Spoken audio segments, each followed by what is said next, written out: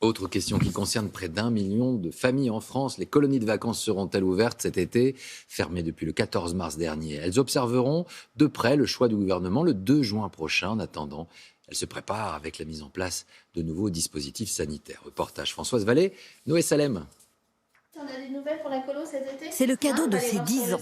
Violette doit partir en colonie au Mont-Saint-Michel au mois de juillet pour faire du cheval. Mais on ne voit pas si c'est maintenu, annulé.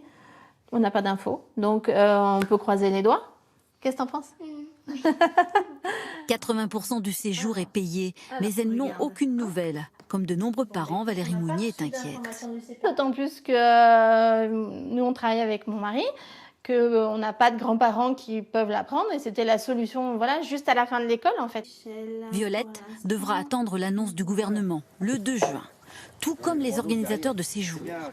Ce directeur reçoit chaque été 150 enfants sur 9 hectares de verdure en pleine campagne normande. Espérant ouvrir en juillet, il a déjà prévu des mesures pour lutter contre le coronavirus. On va interdire l'accès du lit superposé. Donc de 3 lits, on va passer à 2 lits. Au lieu de 150 enfants, la colonie n'en accueillera que 98. Lavage des mains plusieurs fois par jour, fermeture de la piscine. Quant à la restauration, les mesures seraient identiques à celles des écoles. Donc on a sur un îlot de 2 tables 4 chaises. Et auparavant, nous étions plutôt sur 12 enfants. Le directeur a déjà embauché une vingtaine de personnes et ne cache pas ses craintes. Si jamais c'est annulé, nos animateurs n'ont pas de travail sur l'été. La situation financière de notre coopérative sera probablement gravement atteinte. Alors, les enfants vont-ils pouvoir revenir au grand air ?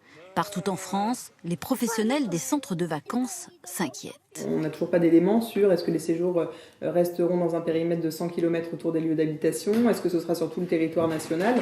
Ils ont déjà dû annuler toutes les colonies de vacances à l'étranger et tirent la sonnette d'alarme pour les séjours en France. On voit qu'un certain nombre de partenaires des colonies de vacances, notamment les partenaires traditionnels que sont les comités d'entreprise, les collectivités, sont déjà en train d'annuler massivement des séjours. De son côté, le gouvernement tente de rassurer les parents. Si les conditions sanitaires n'étaient pas réunies, d'autres solutions de vacances seraient mises en place par région. On travaille sur des micro-séjours en proximité, dans un cadre champêtre avec du campement ou pour aller visiter tel ou tel monument. Quoi qu'il arrive, quelle que soit la situation sanitaire et ce qu'elle nous permet de faire, il y aura des solutions pour les enfants pour leur permettre de s'aérer et de s'évader cet été. Pour les parents qui ont déjà réservé, en cas d'annulation, les colonies s'engagent à rembourser ou fournir un avoir valable 18 mois.